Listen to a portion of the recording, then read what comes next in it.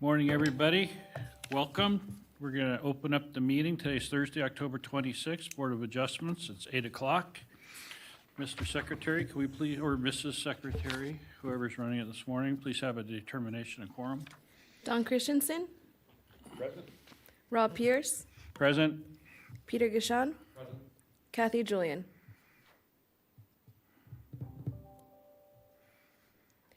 Kathy, you're muted.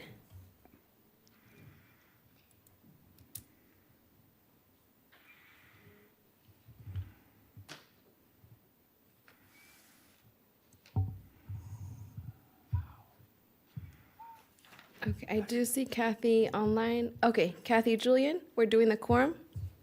Yes. Thank you. We have a quorum. Wonderful, thank you. Will you please join us in the Pledge of Allegiance? Want to lead it? I pledge allegiance to the flag of the United States of America and to the republic for which it stands, one nation, under God, indivisible, with liberty and justice for all. I wish. Thank you. Ethics law announcement, please. Thank you, Chair. Board members are reminded that if with respect to any matter or any person coming before the board today, you have received a gift or loan, you have a pecuniary interest, you have a commitment in a private capacity such as a family, employment, business, or similar relationship, or you provided representation or counseling before an agency to a person or entity for compensation within the last year on a matter being considered, you must disclose that gift, loan, interest, commitment, or prior representation at the time the matter is being considered. You must furthermore abstain from deliberation or voting on the matter if it is clear that the gift, loan, interest, commitment, or prior representation would materially affect the independence of judgment of a reasonable person. Board members are also reminded that under the Board of Adjustment rules, if you had contact outside this meeting with any person interested in a matter coming before the board today, you should disclose the nature of that contact at this meeting. Additionally, members of the public may submit public comment by either attending the meeting in person, attending the meeting via teleconference, or attending by telephone only. To provide public comment via Zoom, log into the Zoom webinar, the link on the agenda, and utilize the raise hand feature during any public comment period. To provide public comment via telephone only, press *9 to raise hand and *6 to unmute. Thank you. Mr. Lloyd, the appeal procedure.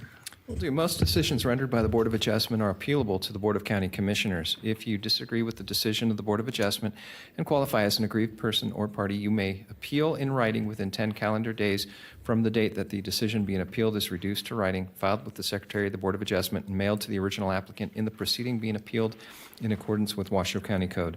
Please call the planning staff immediately at 328-6100 for information on the appeal procedure and the application fee. Thank you. At this time, I want to open up public comment. Do we have any public comment? I have no public comment in chambers and no hands raised via Zoom. Okay. We will close public comment and then move on to the approval of the October 26th agenda.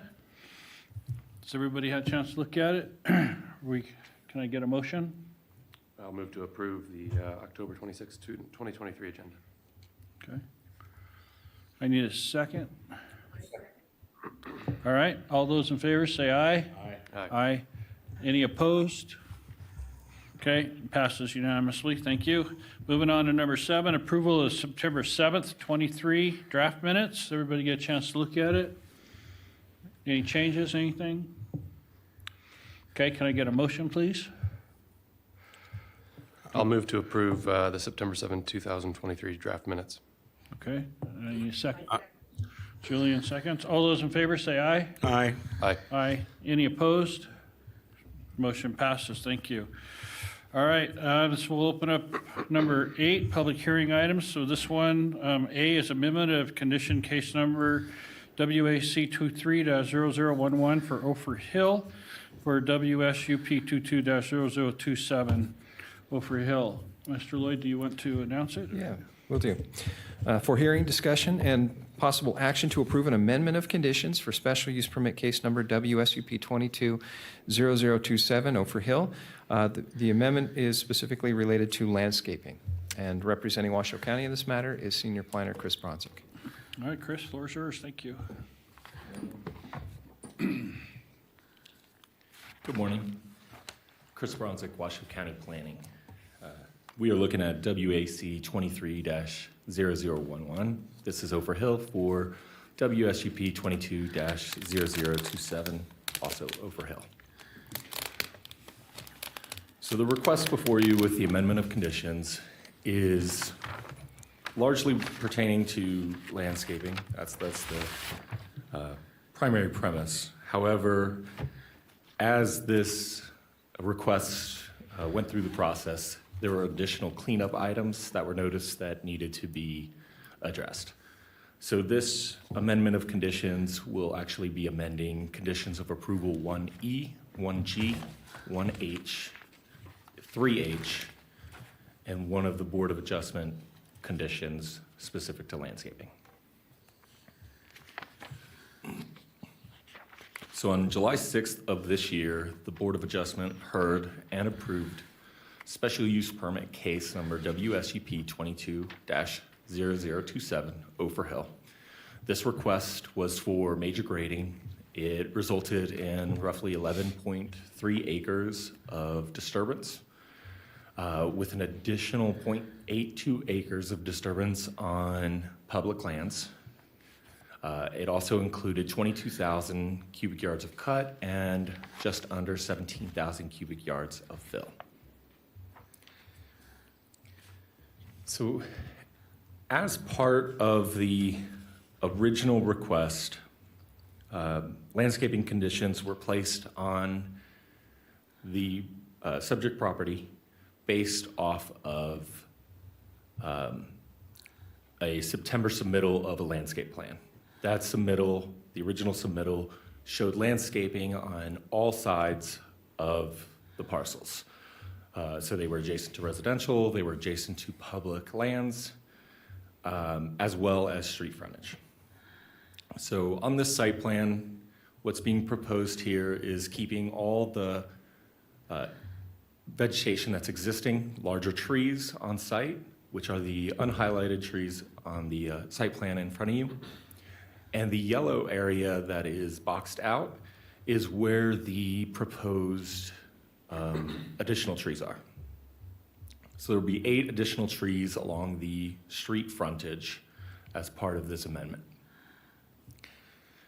And so the Board of Adjustment Condition A stated originally that the applicant shall provide 72 trees with 1 tree per 20 linear feet along the north and south buffer, and with 1 tree per 50 linear feet along the highway frontage.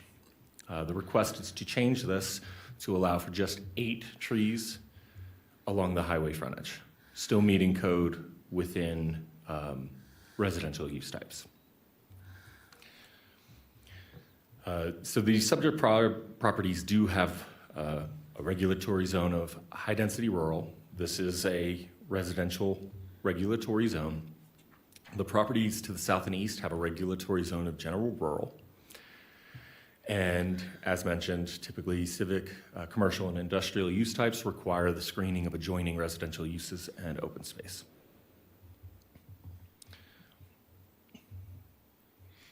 So this change came about after the July public hearing.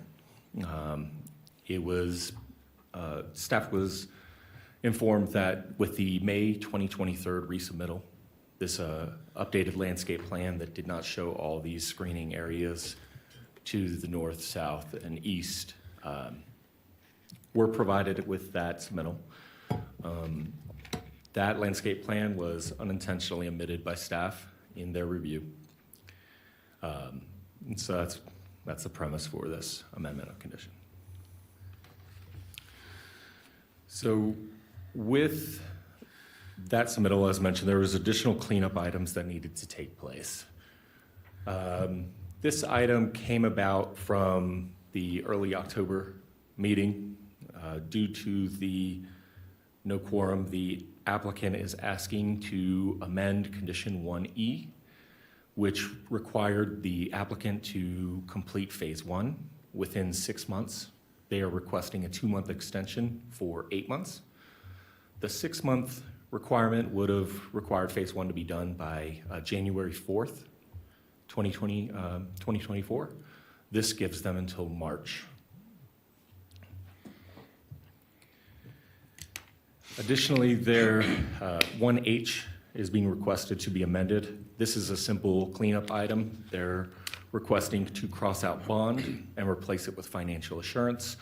The reason this change is being requested is planning does not accept any bonds. We only accept financial assurances.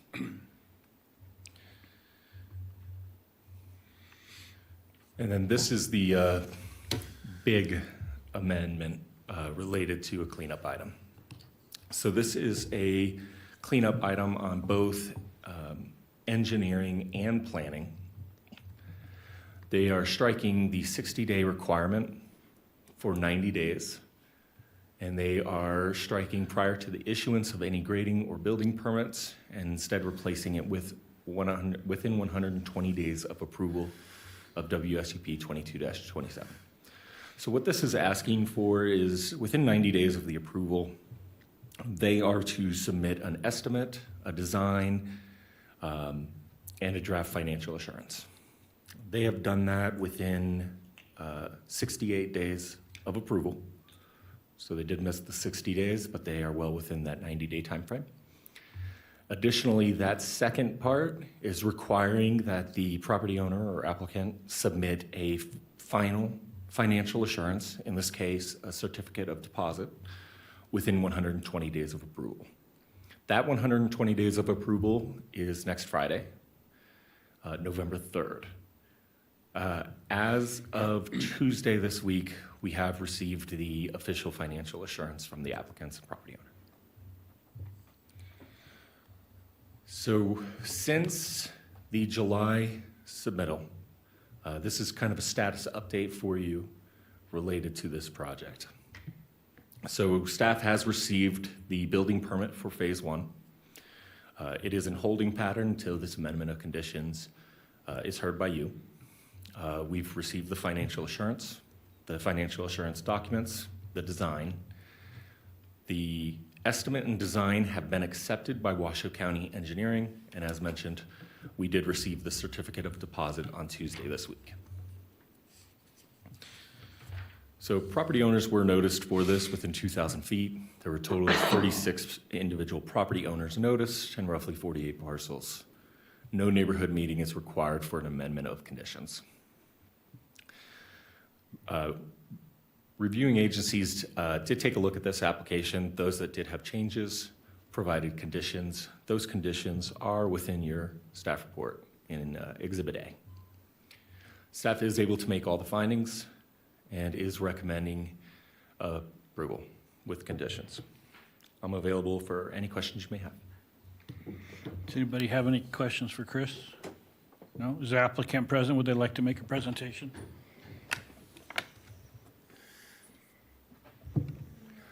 Good morning, Good morning, Mr. Chair, members of the board. John Krompottek representing the applicant.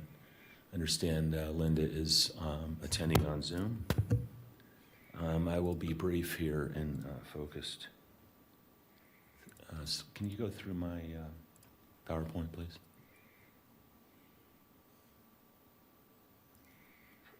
Chris touched on the basis of the condition, so I'm going to skip some of that, but just really focus on the trees.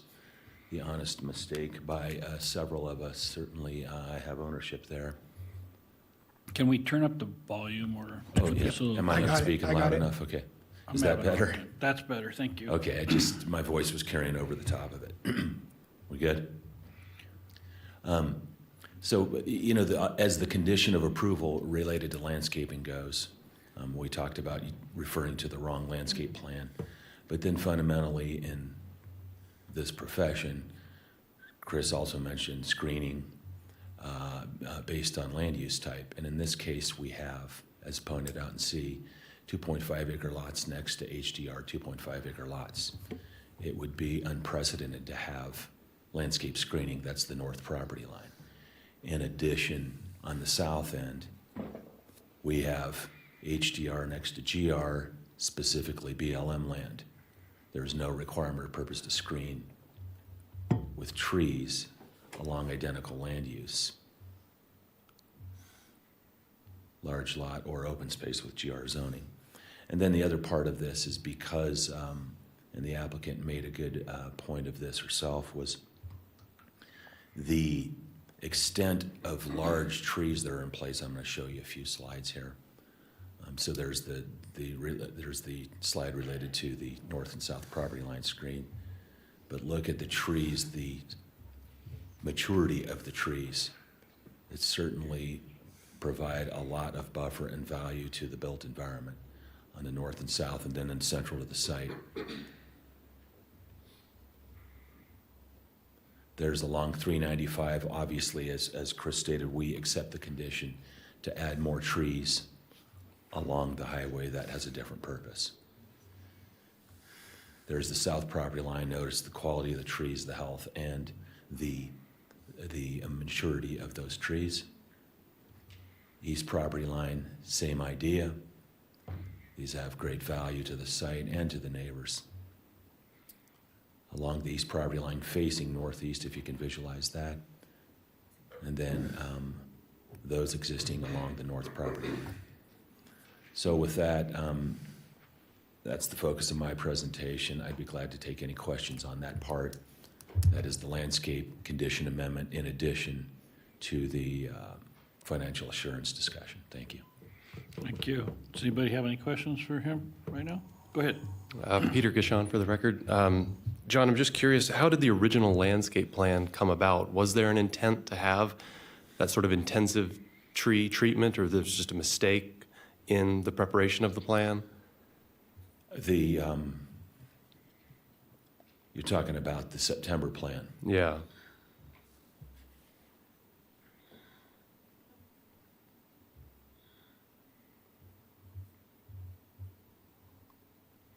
I don't have that in the slide, do I? Yes, I believe it was a mistake. The landscape architect did a landscape plan. It's not even a requirement of the process. And didn't know about the more mature trees existing on site until the applicant brought forth a survey of those trees that exceeded any element of code. That's my understanding. Okay. Anybody else have any questions? Okay. Thank you, John. Let's go ahead and open up public comment. Do we have any public comment? No public comment in chambers, and I have no hands raised via Zoom. No public comment. Okay, we'll close the public comment. Bring it back to the board for discussion and any questions you guys may have. What do you guys think? You know, this has been an endless litany of extensions of time and conditions. Not my favorite project. I voted against it last time we had it, but I'm convinced that it's time to get it done. Let's prove it. And we do have these financial assurances that Okay. will, certainly give incentive to getting this thing wrapped up. Great, thank you. So I would vote for it. You would vote for it. Okay. I think it's a pretty straightforward request. Personally, I'm in favor of it. Anybody else have anything, or? No, I agree. Go ahead. Okay, can I get a motion then? Motion, go ahead. Peter Gishon for the record. I'd like to make a motion. I move that after giving reasoned consideration to the information contained in the staff report and information received during the public hearing, the Washoe County Board of Adjustment approve amendment of conditions case number WAC 23-0011 in order to amend conditions of special use permit case number WSUP 22-0027 for Burdick Excavating with the conditions included as Exhibit A to this matter, having made all 5 findings in accordance with the Washoe County Code Section 110.810.30. Wonderful, thank you. I have a motion. Do I have a second? Don Christensen, for the record, I second the motion. Okay, we have a first and a second. All those in favor say aye. Aye. Aye. Aye. Any opposed, say nay. Motion passes. Thank you. All right, well, that brings us to 8B, special use permit case number WSUP 23-0013 for 25 Arabian Way. Mr. Lloyd, can you announce that, please? Will do. For hearing, discussion, and possible action to approve a special use permit for unpermitted major grading. The unpermitted grading consists of approximately 18,000 cubic yards of cut and 18,000 cubic yards of fill. The cut and fill encompass an area of 4.77 acres. However, the entire site has been cleared of vegetation. The overall disturbance is 25.6 acres. The submittal includes 2 grading proposals, one which includes 5,000 cubic yards of import over an area of 1.2 acres to remediate the unpermitted grading. The other includes 8,000 cubic yards of import over 1.3 acres.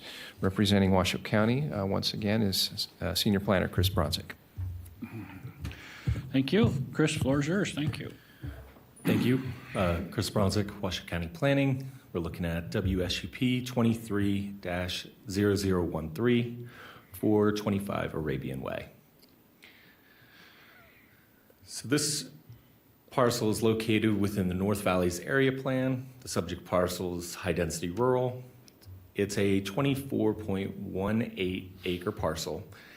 And so based off the description, you may be wondering why the acreage of disturbance is a little different than the subject parcel. It's because there was additional grading that took place on 3 additional parcels, those of 0.3, 0.4, and 1.3 acres.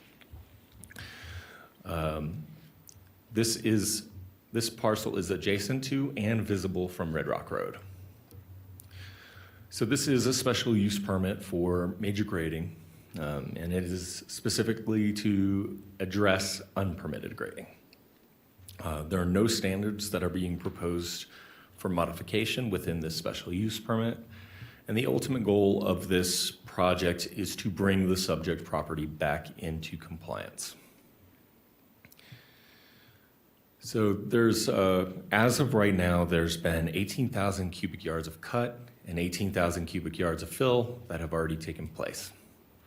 That cut and fill area is approximately 4.77 acres, and it effectively created a building pad on site. Total disturbance overall was 25.6 acres, and 2 grading plans were submitted.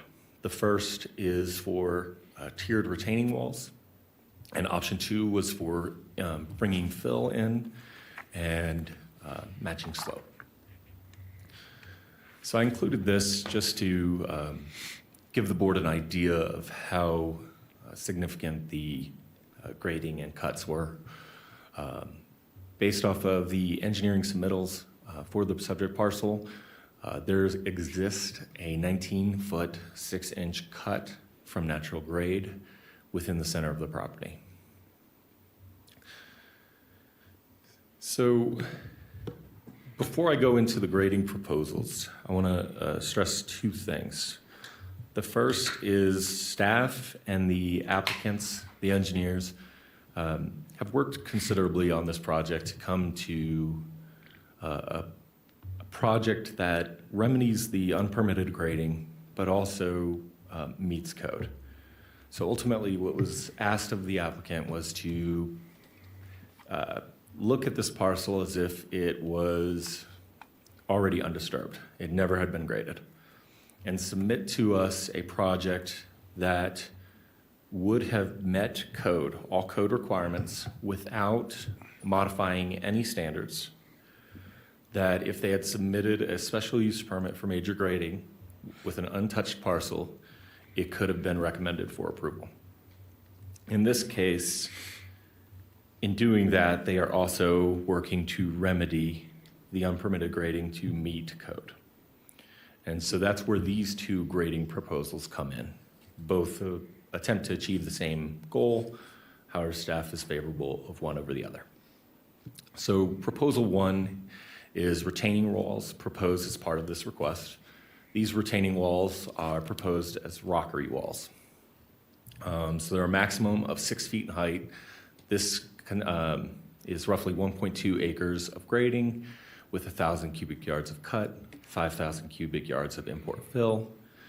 And The yellow area on the site plan before you is basically a rockery gully area that would be repaired and remedied to 3-to-1 slope instead of the existing 2-to-1 slope. The area in red is where the proposed 6-foot tiered retaining or rockery walls are to be located. With the rockery walls, if you look at Exhibit B, the agency comments, specifically the discussion item from Washoe County Engineering, the rockery walls are not favorable. They do not meet current codes related to handling the surcharges. And so grading proposal 2 is a no retaining wall proposal. So this, the intent of this one is to also maintain and repair the eroded gullies, the 2-to-1 slopes that are in yellow.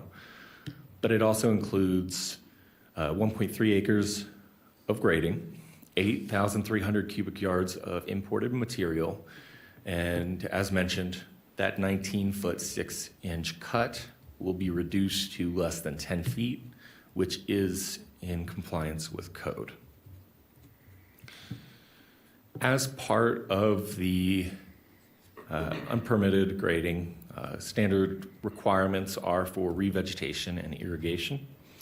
The applicant's engineer was made aware of this requirement and as a result did submit a revegetation plan and temporary irrigation plan as well as a seed list. This is memorialized in Exhibit A as Condition 1G and 1H. So staff, in working with the applicant and with the conditions before you, staff is able to make all the findings required for a special use permit and is recommending approval with conditions. This condition is a little, this motion is a little unique in comparison to what you usually see, as the motion does include a recommendation for denying grading proposal 1, which is the retaining wall, and recommending approval for grading option 2, which is the imported fill. I'm available for any questions you may have. Okay. Does anybody have any questions at this time for Chris? Okay, is the applicant present? Would they like to make a presentation?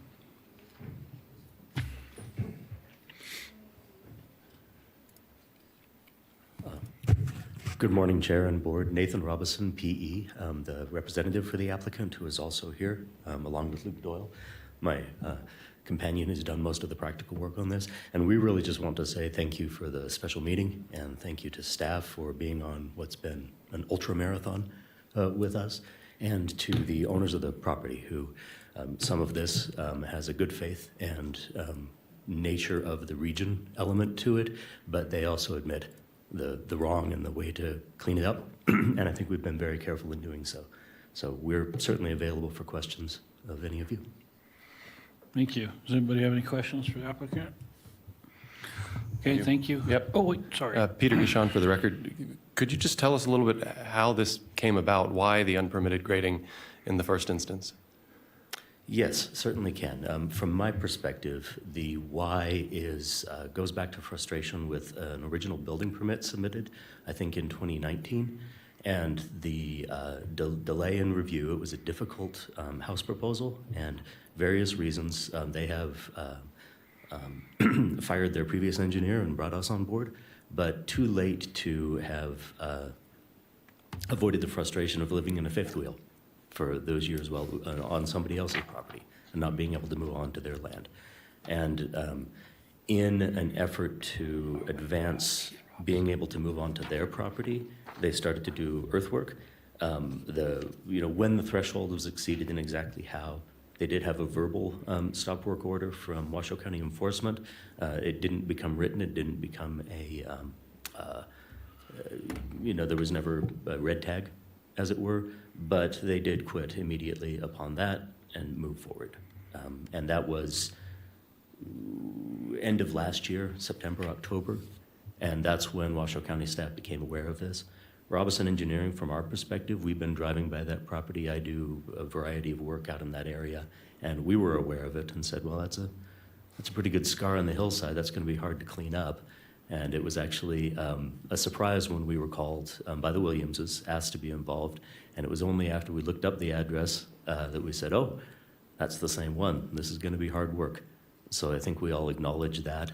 And the solution of repairing it to what could have been approved by planning in the first place is probably the best one. It is difficult for the Williams to do, and we're going to be trying to design something that is sympathetic to the ultimate aim of residential use, but also we acknowledge we have to comply with this and financial assurance and revegetate it properly. And at this point, do you agree with staff's recommendation on the denial of Proposal 1, or are you still anxious to see Proposal 1 approved? Thank you for asking. We're fine with the denial of Proposal 1. Okay, thank you. Wonderful. Any other questions for the applicant or for Chris? No? Okay, thank you. Let's go ahead and open up public comment. Do we have any public comment? I have no public comment in chambers and no hands raised via Zoom. Okay, so we'll close public comment, bring it back to the board for discussions. Anybody want to discuss this, or can I get a motion?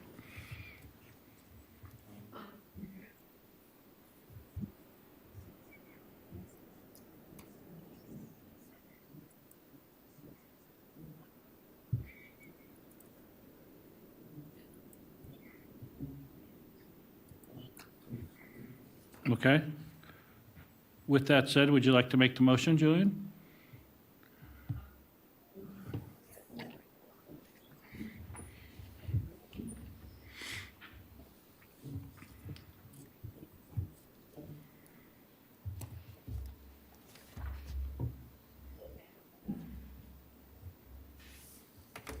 Okay. I move that after giving reasoned consideration to the information contained in the staff report and information received during the public hearing, the Washoe County Board of Adjustment deny grading Proposal 1, and the Washoe County Board of Adjustment approve with conditions grading Proposal 2 for special use permit case number WSUP 23-0013 for Mark and Michelle Williams, with the conditions included as Exhibit A to this matter, having made all the 5 findings in accordance with Washoe County Code Section 110.810.30 and North Valley's Area Plan Policy NV.12.3, consistency, improvement, site suitability, issuance not detrimental, effect on military installation. Wonderful, thank you. Do we have a second? I'll second. We have a motion and a second. All those in favor say aye. Aye. Aye. Aye. Any opposed, say nay. Okay, motion passes unanimously. Thank you. All right, that brings us to 8C, special use permit case number WSUP 23-0024, Mount Rose Ski, Tahoe Tubing Hill. Mr. Lloyd, please announce. For hearing, discussion, and possible action to approve a special use permit for a tubing hill with up to 15 lanes and a conveyor belt for transporting tubers up the hill. The request constitutes an expansion to an existing destination resort. The grading proposal includes 33,000 cubic yards of cut, 9.27 plus or minus acres of disturbance, and 8,000 cubic yards of fill. The applicant is also requesting to vary grading standards as part of the application, specifically 110-438-45C to allow for finish grading to vary from the natural slope by more than 10 feet, and 110-438-50A to allow for riprap. Additional standards to be varied are Section 110-410-25C and G to remove the requirement for wheel stops and parking area lighting, as well as Section 110-412-50A and F to remove the requirement for one tree every 10 parking spaces and the placement of a tree no further than 12 parking spaces apart within a parking area. The applicant is also requesting to vary standards Section 110-204-05D1 to remove the requirement for parking courts 50 parking spaces or less separated by landscape areas. Representing Washoe County in this matter is Planner Katie Stark. All right, thank you. Katie, the floor is yours. Thank you. 5 minutes. Thank I'm you. kidding. Good morning. Katie Stark, Washoe County Planning. The case before you is Special Use Permit WSUP 23-0024 for Mount Rose Ski Tahoe Tubing Hill. I will preface by saying I have a wealth of slides, and for reasons of brevity, we'll try to move through them fairly quickly. The request is an expansion to an existing destination resort with a tubing hill containing up to 15 lanes and a conveyor belt for transport. In addition, it's a request for major grading, and there are a number of standards they're requesting to vary, and we will move through those in detail as we progress through the presentation.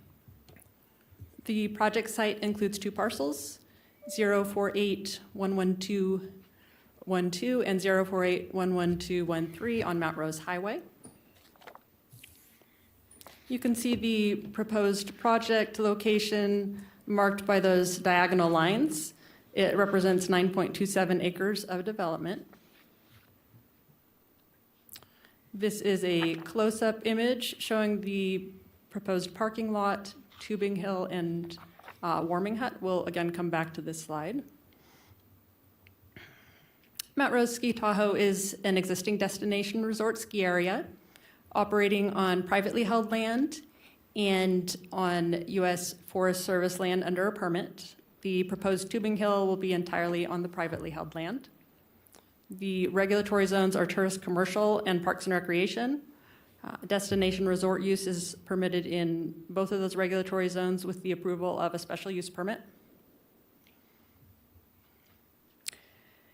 So there are multiple major grading thresholds here that'll be exceeded as perhaps expected for a tubing hill. So we'll run through these fairly quickly.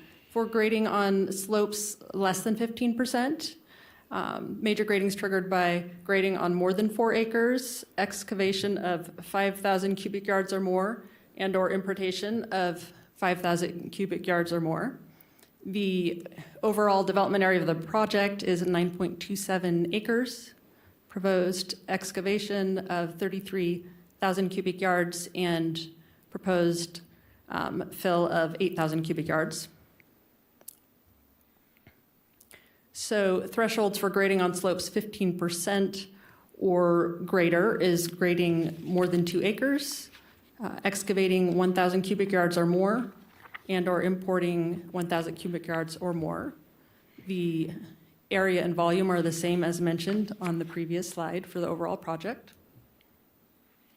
This is a portion of the proposed grading plan. You can see this in more detail within the staff report. Additional areas of major grading. Small areas of the project will have a slope of 30% or greater. You can see those areas in the deep red color on the slide. The project has areas of more than 6 feet for permanent earthen structures. None of that occurs outside of the, within the front yard setback. It's all outside of the front yard setback.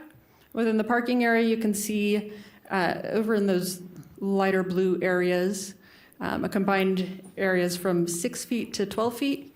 That's approximately 38,100 square feet. And then that darker kind of blue-purple area is in the corner of the tubing hill, and it's approximately 8,000 square feet of fill that's over 6 feet.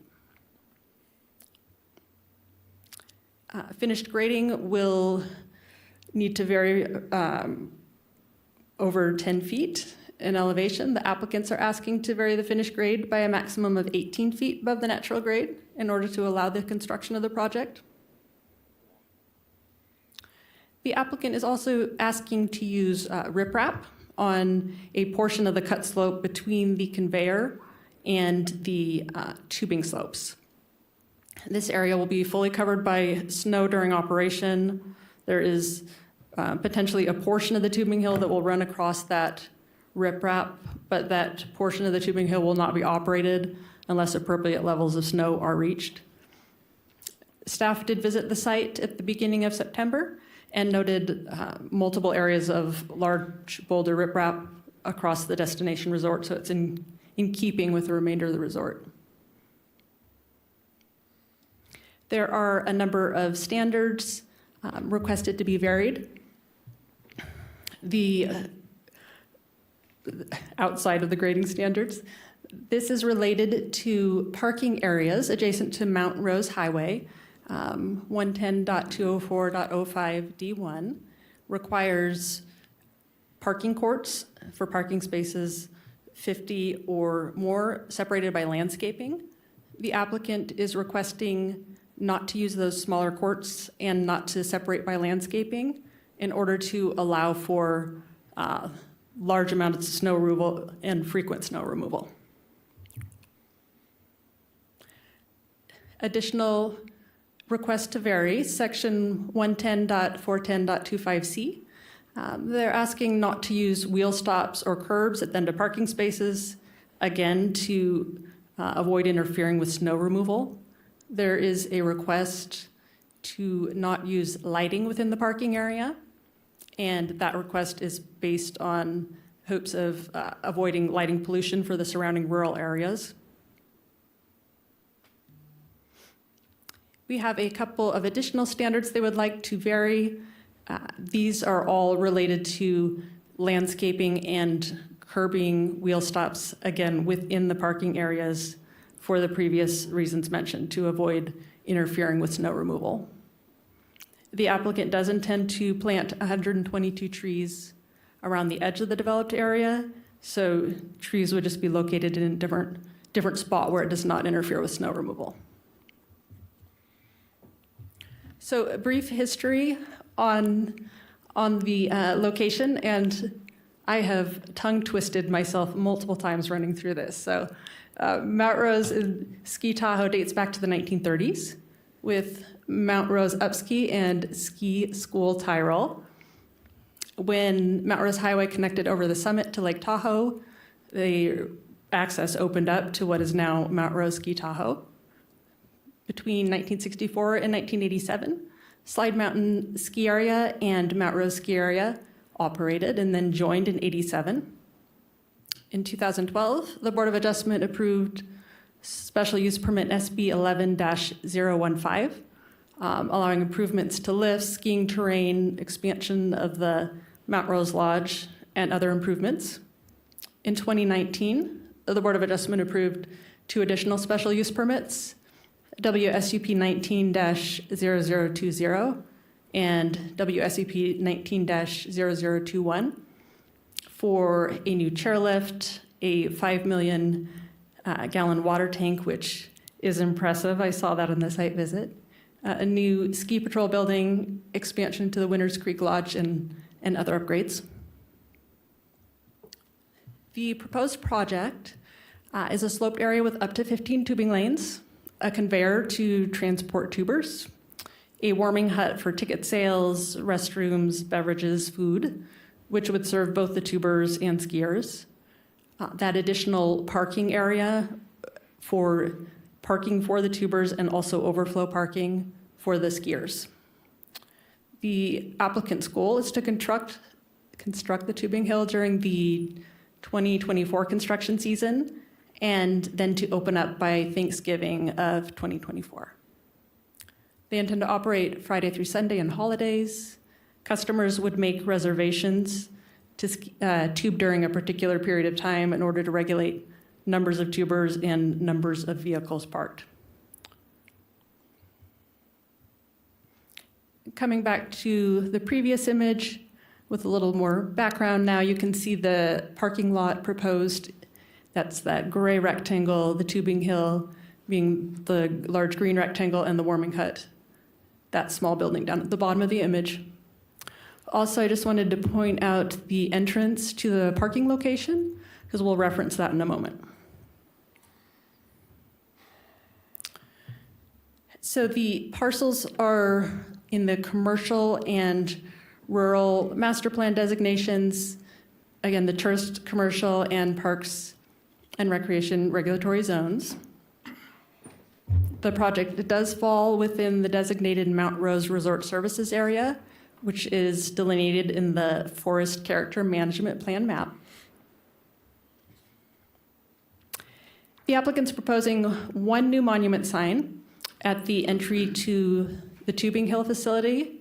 If you recall the slide we just looked at, there's a separate entrance to the Tubing Hill as opposed to the entrance for the skiers.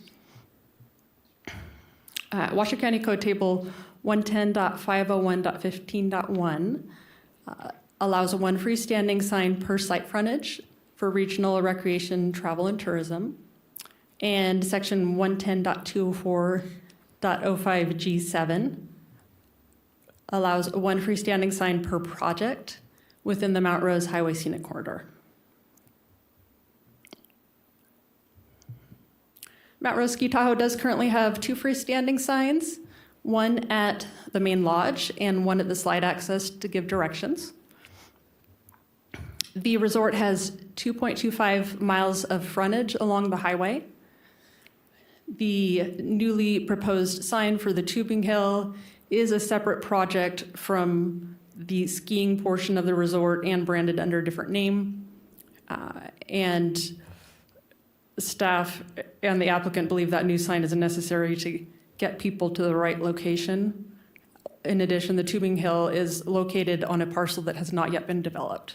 A portion of the Tubing Hill extends into another parcel that has been developed. Applicants proposing to provide lighting only where necessary for safety and access to buildings.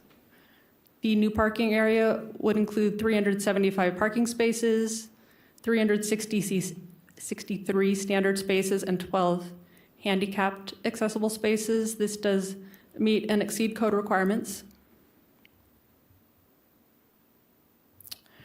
Access to the Tubing Hill is provided at a previously constructed access, so it already exists.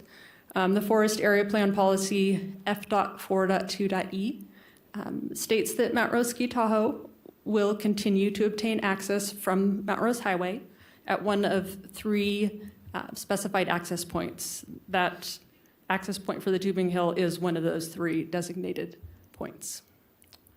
A traffic entry and access study was completed. Anticipated peak hour trips associated with the Tubing Hills, 46 a.m., 76 p.m. Engineering and NDOT did review the application. Any conditions they provided related to access or traffic are included in Exhibit A. The site will require regrading in order to construct the Tubing Hill. This involves eliminating most of the existing trees and vegetation along that path. The applicant's estimating the removal of 122 trees. That is not including trees that are already dead or dying in that area. Staff did notice on the site visit that multiple trees have already been removed over time. This was due to issues with the bark beetle, and they were removed by the Forest Service. The applicant is proposing a revegetation seed mixture that is acceptable to the Forest Service. Washoe County Regional Parks and Open Space reviewed the application, provided pertinent conditions, which are included in Exhibit A. There is a large amount of forest area plan evaluation staff has reviewed, finds the project in compliance. I'm going to just click through these slides. All of this information is provided in the staff report.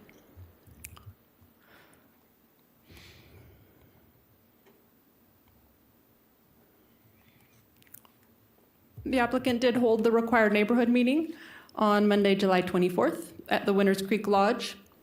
Primary concerns were related to the size of the facility or the number of lanes proposed, traffic impacts, parking impacts. 5 citizens did attend. Public comments related to that neighborhood meeting were concerns for people exiting the parking area, whether there would be access for skiers to the tubing area and access for the tubers to the skiing area. The applicant has requested 2 modifications to the conditions of approval. These are both in one. So the first is 1G, and the request is that construction activities be allowed Monday through Sunday rather than Monday through Saturday, keeping to that 7 a.m. to 7 p.m. time period. The project location is remote. It's surrounded by rural land, open space. There are not nearby neighbors to be disturbed, so staff is in support of this request. And then 1H3 is simply a correction. There was an error in the language. This is not an administrative permit, it's a special use permit.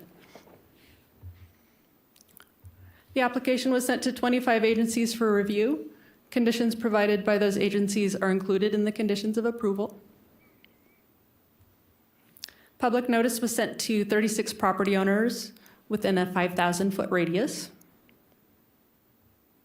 Staff is able to make the 5 special use permit findings and the forest area plan policy finding F.12.3. Staff is recommending approval with the conditions of approval and those 2 amended conditions of approval. Here's a motion for your consideration. If you do agree with this motion and choose to make it, I would ask that you would include those amended conditions as well. That is the end of my presentation. I'm available for questions. The applicant is present and also has a presentation. All right, thank you. Does anybody have any questions for Katie? Just a couple of quick ones. Go Peter Gajan for the record. There is a requirement to plant trees because they're removing the trees? They are choosing to put in those additional 122 trees around the outside. Just a moment. Was it the outside of the parking lot area?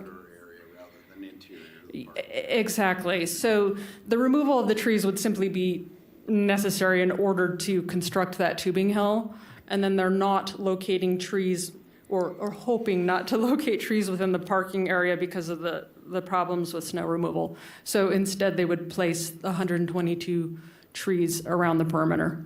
And is there a specific code requirement, think so. caliper inches or anything like that? Trevor, I'm gonna. Well, thank you. And through the chair, thank you for the question. There are certainly code requirements for a number of trees based on the parking requirements. I do believe in this case, though, we can allow for existing trees to be to accommodate the requirement for the total number of trees. I believe the 120 trees are being offered up by the applicant, if I'm not mistaken. Correct. Removing 122 and then being good enough to offer putting 122 in their place. And one of the citizen comments at the meeting, is there going to be cross-access between the tubing facility and the skiing area? They will be. I went on the tour. I'm not going to remember the exact location for you, but yes, they will be able to get to each other through the Mount Rose property. So that warming hut will serve both. I believe there was a ski lift that came through close by. They might want to clarify that additionally for you, but yes, the tubers can get over to the skiing area. The skiers can get over to the tubing area. Again, the tubers will have to have reservations to tube during a certain time. And that point of access has been there for quite some time, right? I don't know the extension, but I know it exists, and it was one of the 3 called out as an access point. So no issues with the NDOT egress? No. Egress is fine? Yeah. I know NDOT did provide a number of conditions. Those are included in the conditions of approval. I won't read through all of them, but they do have some things they're asking, but they've looked at it. Okay. Yeah. Thank you. Sure. Good? All right. Any more questions? Kathy Julian for the record. Just a couple. Right now, will you be able to see the actual parking lot through the trees from Highway 431 once constructed? I'm again going to defer to the applicant on that. Okay. Okay. The applicant's representative says he has slides to cover that question. Okay, great. And is the facility being used right now, the area, as an informal tubing area or is it being used by the public at all informally? I'm not aware. I will let the applicant answer that further. Again, when we visited the site, there are trees. There are trees there, and then some trees that have been removed, so some stumps and things of that sort, but I'm not sure. Yeah. Thank you. Okay. You're welcome. All right. Does the applicant want to make a presentation? All right.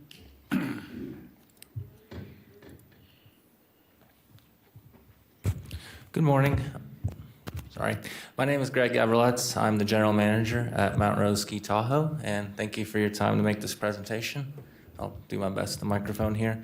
So I'm going to give a brief overview of what exactly we're proposing, what a tubing hill is, and kind of what it will look like, and then I'm going to pitch it over to Dave for some finer details, especially around the parking lot screening and the proposed uses. So. Basically, what snow tubing is, it's basically sledding without walking uphill. So we're proposing a magic carpet conveyor belt, which is basically just a moving escalator that will move guests up the hill. Part of the cool thing with tubing is it's not sledding on the side of the hill, it's more of a controlled environment. So we use a tubing implement, which is attached to the back of a snowcat to design a concave lane. That way the tube itself stays in the middle of the lane, there's no ping-ponging, and then it's engineered in such a point that you get a downslope, you get the experience, and then you have a long run out to stop. So it's basically a way to get people into snow sports at a much lower cost and without some of the physical requirements that skiing lends itself to. So with tubing, there's no age limits, there's no physical restrictions. Traditionally around the country, as long as you can get in a tube by yourself and sit in the tube by yourself, you're allowed to tube. So part of the why behind this is there's obviously high local demand. To answer Ms. Julian's question about informal tubing, we do a mountain cleanup every year, and we always find sled pieces in that area. And most of you are probably familiar with what goes on in the meadows on a Saturday. So part of kind of our desire to create this tubing facility is to hopefully deflect some of the pressure off of the meadows and provide a safer environment for folks to enjoy snow as opposed to on the side of the road. So part of the other considerations for this is there's no high-level facilities in the area. Part of my background is I've been in Nevada and at Mount Rose for about a year and a half.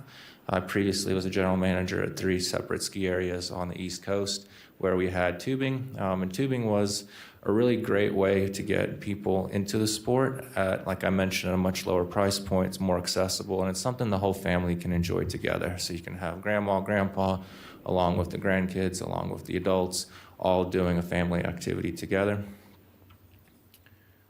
So I have a few slides here just to kind of show you what we're talking about. The one thing to call out is part of our tubing park will be the tube shaper designed for the lanes. So they'll be 5 feet wide. The ones you see here are about 10 to 15. So again, going back to the tube shaper, the reason is for safety. With these lanes, tubes tend to ping pong, where with our design, they'll be in the middle of the rut the entire time. So this is Wooley's Tube Park at Mammoth. This next one is a picture from New Hampshire that kind of gives you a little broader overview of what it looks like from the top. And then this is Big Bear in California. So similar design, tubing lanes, a run out area, and then a conveyor to take you to the top. So as we kind of alluded in the application, part of the interesting thing with tubing is we are proposing to do it by session, so as opposed to a free-for-all. So what we're kind of envisioning is 2-hour sessions with a fixed capacity. The reason we need fixed capacity is so we can have enough spots in the parking lot to turn over and be able to predict demand. This is something, it's not going to be a 7 days a week operation with the exception potentially of Christmas week. It's Friday through Sunday. This is specifically designed for families and for folks to come out and enjoy, not necessarily during midweek. None of the previous spots that I've worked at have had 7-day-a-week tubing operations, so this is a little bit different from a regular ski hill just because the demand is more concentrated on those high visitation days. And as you saw on the plan itself with this the tubing warming hut, or the skier services building as it's referred to here. It'll be accessible for both skiers and tubers, and this will be pretty unique. One of the only buildings with this design at any ski area in the country. And the reason for it, one, the location kind of lends itself to it, but also with tubing, we want to encourage people to eventually explore skiing and get into that sport. And so part of the cool location with this building is you're going to see Kit Carson Bowl on one side, Mount Rose proper on the other, and then Tubing Hill in front. So it lends itself to that mountain environment and kind of plays into the stereotypes that people have of what a mountain experience should look like. And then part of the other benefits with this is down the line for Atoma, it would serve as a potential portal to that area once that development's proposed. So here's a kind of the overview of the map, and you can see we have a ski run called North Rim that basically runs parallel to the Tubing Hill. So that's part of the reason for the building being located where it is.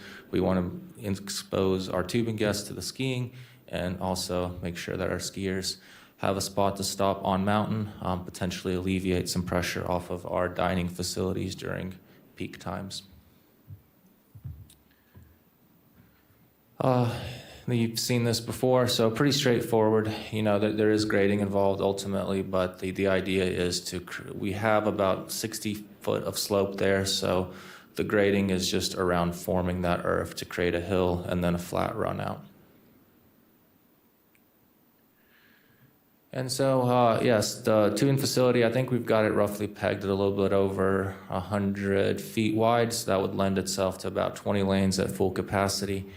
With that 5-foot design, there'll be a magic carpet conveyor that will take folks back up the hill, and then a warming hut, as described, that's basically going to be ticket sales. We're going to have a small retail outlet providing gloves and hats for people, and then the upstairs area will basically be a snack bar with a big deck so folks can enjoy the surroundings and watch their family members too. And then the parking lot, we've kind of designed it with thinking about we have a session leaving and a session coming in, so making sure we have enough spots to accommodate the tubing guests as well as the employees that will be working at that facility. And with that, I'll turn it over to Dave to go over a little bit more. He's taller than I am. Try this. Thank you for the record, Dave Snellgrove. I'm planning manager with CFA. The Mount Rose projects are really fun to work on. They're a little different.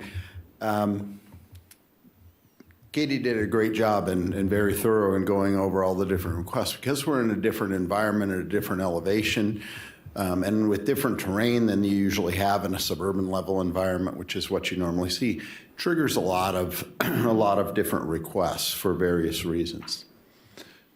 So Katie went through this. I won't go over too much. Gives you your existing master plan and zoning map. This map actually came out of the Planning Commission. Just looked at a development code amendment. This is one of the maps from that identifies the Mount Rose Resort Service Area. It's also known as the MRRSA. That's been in the master plan for years, but this was actually going into the code, and a lot of those development code-related things are going over there. I pulled that map out of there because I think it better appropriately shows the Mount Rose area. So the site access, that was one of the things that was talked about, and one of the things that we heard at the neighborhood meeting. And this has already been designed. This was designed 10, 15 years ago, it might have been longer, put in, and it was originally intended that this area would handle some residential uses. There's allowance within the master plan or up to 440 condo or residential level units. And this area was initially targeted for that. So the designs were put in, went through NDOT, they got all the appropriate permits. So you could argue that in the traffic report, it really looks at it that this is over-designed for what's really necessary for the Tubing Hill operation in terms of the overall traffic that's anticipated with the Tubing Hill. But we do have positive and sufficient access with the right-hand turn lane, the left-hand turn pockets, and acceleration lanes already designed into the highway.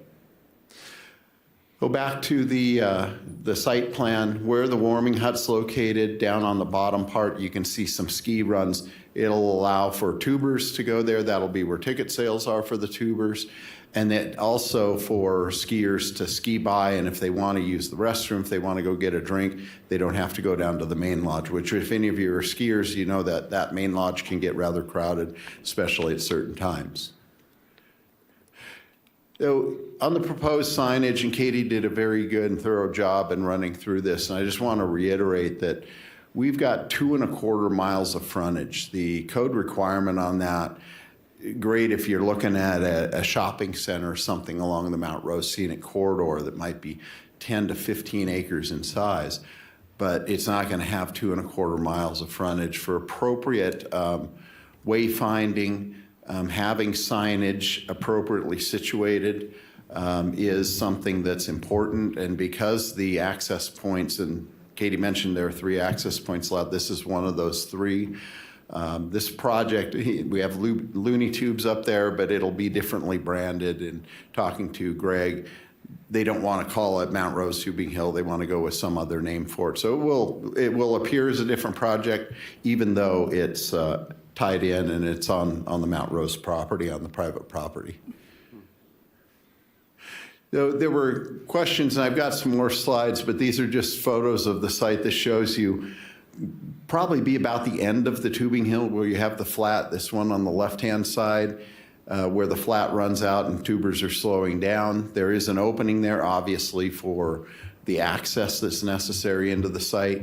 The picture on the right-hand side kind of looks down where the parking lot area would be, and that's got a more moderate slope to it. As the tubing hill itself doesn't have the exact grade that we want, there's going to be some regrading necessary, but it does offer a little steeper slope, and then you have a nice, more gentle area where the parking lot will be. These are pictures from the highway. The one on the, let me get my bearings right, the one on the top looks at where the tubing hill would be, and you can see that slopes up. There's about 40 to 60 feet of elevation change along with trees. This is a fairly wide right-of-way. It's 200 feet in width, and we're not going to be removing trees from the right-of-way. And then there's also a requirement in the master plan currently that'll get transitioned over to the code that identifies a 100-foot swath beyond that. So really there's 200 feet from the center of this, all those trees will be remaining. We can't disturb that area. So these trees that you see in the foreground are probably only about 60, 70, 80 feet off of the center of the road. So my point is that most of these trees, well, all of these trees along the highway and the right-of-way, and then 100 feet beyond that, will largely be retained. We may have some impact on some as we get a little bit closer to our grading area, that 100 foot out from the right-of-way. But there's already existing substantial vegetation there for screening. I've got some pictures looking down here. These are from the approximate edge of where the tubing hill would be, looking down towards the highway, and you can see a little bit of the highway. The typical is that you're required to have at least 50% screening. We'll be well over 50% screening with the existing vegetation that's out there. Katie had mentioned that there was some tree clearing that had gone on this property. There was also tree clearing that was going on with Truckee Meadows Fire Protection District, the Forest Service, clearing out fire fuels and also clearing out for the bark beetle. Not all the trees that they removed from the other side were dead. I forgot to put my picture in. I take my dog up for walks there, and they had a really big stack of timbers out there. But there has been preemptive tree clearing going on for fire safety in this area, on this property in particular, and it just recently got completed over on the other side of the highway. So I wanted to go through, we'd mentioned trying to open by Thanksgiving of next year. Fairly tight time frame, fairly quick. We're today at the review by the Board of Adjustment, and then we'll work in the winter months as we're heading into that quickly, doing construction plans and get those in for review to the county. The hope is to be able to begin construction in the spring as soon as the snow allows. You know, if we have another heavy winter like we did last year, it may slow us down a little bit, which lends itself to the allowance to be able to work 7 days a week to try and make a schedule. The goal is to open by Thanksgiving in 2024. Mount Rose has been a jewel for our area in proximity to the town, the population center. And this is just kind of an added component to help them in terms of what they're doing, be a successful and viable business, but also to provide recreational activities, not only in the summer months, but in the winter months. Around, I think I may have covered all, I'm gonna go back to one again. Sorry, I have just a touch more time, but we have requests in to vary some of the typical standards in terms of lighting, the landscape islands that you usually see in a parking lot area. If you've been up to Mount Rose or some higher elevation areas, you either try and minimize or you try and eliminate those for snow clearing. Any of those things, wheel stops, a little curbing, even if a tree may be visible, and with the amount of snow we got last year, sometimes the trees aren't visible or the vegetation may not be visible. Those can get knocked out and damage the equipment. So we're moving the landscaping to the perimeter. You can see on this map all that vegetation that exists between where we've got improvements down to the highway. That helps to identify what I showed you in the pictures, that this vegetation will remain and we'll have good screening and as far as visibility to the site. With that, I'll close my presentation and be available for any questions. Thank you. Does anybody have any questions? Yeah, Kathy Julian for the record. Just a quick question. Is it my understanding that skiers might actually be able to use this parking area with 375 spaces to access that ski lift at the bottom of the tubing hill? Yeah, let's say somebody was coming up and they had some younger family members, or maybe the grandmother would stay with the younger kids and they're going to go tubing and they have skiers in the family, absolutely. It's probably not the most convenient parking lot to get over to the Mount Rose Lodge to get your ski lift ticket, or if you're a pass holder to ski down and get on the lift, but they could use this lot. It would probably make more sense for them to park at the farther end, the more, gotta get my orientation straight, kind of the northeastern corner of the lot in terms of proximity to where the where skiing would be. But they could get out. If you're familiar with Mount Rose and the way the parking lot is, you've got the one parking lot that's very visible from the highway, and then it snakes its way up the hill. And in those areas where it snakes its way up the hill, people pop their skis on, get over closer to the ski run and ski down, buy their lift ticket, and then get on the lift. Really, you can go up and ski down. What you're paying for is the ability to ride the lift up. So, yes, people could use that. Thank you. Did you have something? Yeah, Peter Kishon for the record. I don't know if a question for the applicant or maybe even Mr. Lloyd, but when we consider the signage issue, we talk about 2.5 miles of frontage, one project, but you're going to brand it differently. Should we think about the branding at all when considering an exception to this? Yeah, we've actually had multiple discussions with the applicants regarding the sign code. This is a separate project than the overall, Mount Rose Destination Ski Resort, and as such, we've identified that this project site is for the Tubing Hill project, and for that reason, they are entitled to the one off-street sign. And speaking with staff about this came up after we submitted the application, and we worked through this, and part of the identification was that the code identifies that you get one sign per project, and identifying this kind of differently. And two, we're on a separate parcel. Katie in her presentation had identified appropriately that the parcel that we're largely on is a tourist commercial designated property that's been undeveloped to this point. So we're using that. Part of our sled hill, or part of the tubing hill, does cross onto another site where the ski runs are located, but it's a very minor part of the overall acreage in association. So the project itself is on a different parcel. So there were lots of justifications that we came to terms with staff on how we look at that in terms of the code. Okay, thank you. Any other questions? No. No?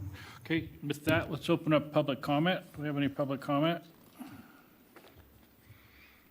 I have no. There's no public comment chambers and no attendees via Zoom. Okay, then we'll close public comment, bring it back to the board for discussion or questions. Does anybody have any questions or discussion?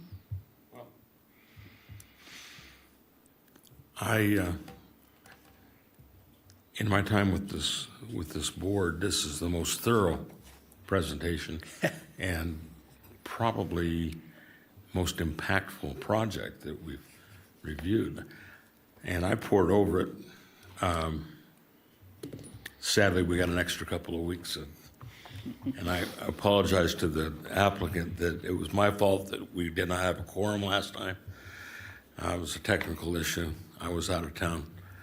And I share with you the imperative of getting rolling on this thing with the weather. I looked very, very hard and deep, and I'm a lifetime resident of Northern Nevada. I'm not a skier, unfortunately. But I'm very, very aware of the impact that Mount Rose Resort has had over the years, particularly with the meadows and ad hoc people parking very, very congested on weekends and skiing off the side of the road. And again, I've looked for a way to dislike this project, and I could not find it. And I commend management and the engineering people on a job well done.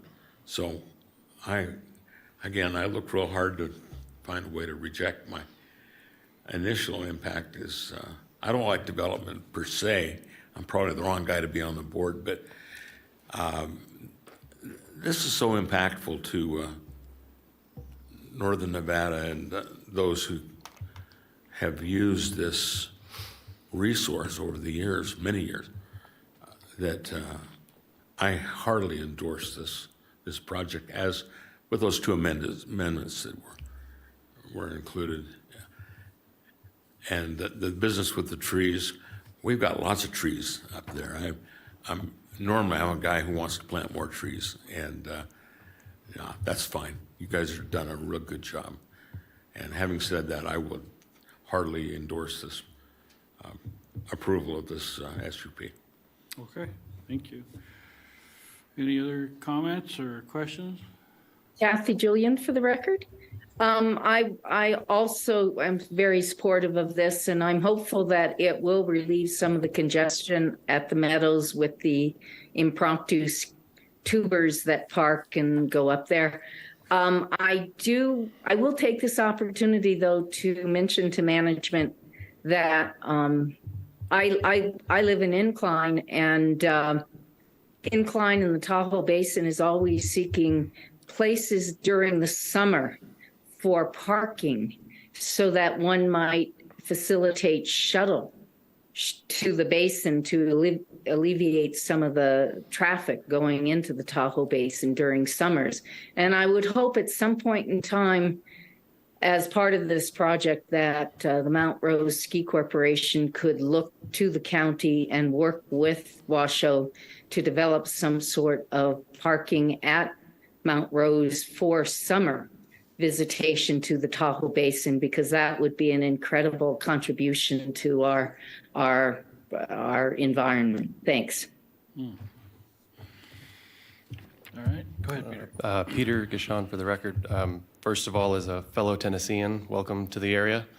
I am a skier, longtime pass holder, and I can make all the findings here necessary relative to the parking and the lighting and the snow removal issues and things of that sort. So I'd be in support as well. All right, good deal.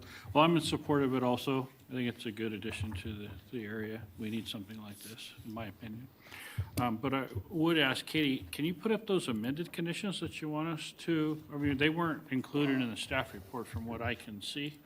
Maybe I'm missing it. Yeah, correct. Adriana did me a favor and emailed them yesterday, but I know what my inbox looks like, so I will, Okay. let me. So what are we missing specifically? Because you said you wanted it included in the motion. Yeah, so I know that it's a hefty motion, but when somebody makes it, if you could just tack on at the end the inclusion of these amended conditions, both of them are one. I neglected to add the one there, but Okay. that changed to 1G and to 1H3. Okay. Thank you. Okay. All right, if we have no other questions or comments, I'll entertain a motion. Peter Gishon for the record. I move that after giving reasoned consideration to the information contained in the staff report and information received during the public hearing, the Washoe County Board of Adjustment approve with conditions special use permit case number WSUP 23-0024 for Mount Rose Development Company, including expansion of the existing destination resort, major grading, finished grading that varies from the natural slope by more than 10 feet, the use of riprap in the location specified in this report, the removal of the requirement for wheel stops and curbing in the parking area, the removal of the requirement for parking area lighting, the removal of the requirement for one tree every 10 parking spaces, the removal of the requirement for the placement of a tree no further than 12 parking spaces apart within the parking area, and the removal of the requirement for parking counts 50 parking spaces or less separated by landscaped areas, with the conditions included in Exhibit A as amended to this matter, having made all 5 findings in accordance with Washoe County Code Section 110.810.30 and Forest Area Plan Policy F.12.3. That's a mouthful. Indeed. All right, I have a motion. Do I have a second? For the record, Don Christensen, I second the motion. All right, I have a first and a second. All those in favor say aye. Aye. All those opposed say nay. I didn't hear Kathy's vote, did she? Aye. Oh, you're an aye. Okay, you're not a denial. Okay, so with that, the motion passes unanimously. Congratulations. Thank you for the great presentation, Katie. Thank you. Yes. That moves us on to item number 9, chair and board items. Do we have anything there?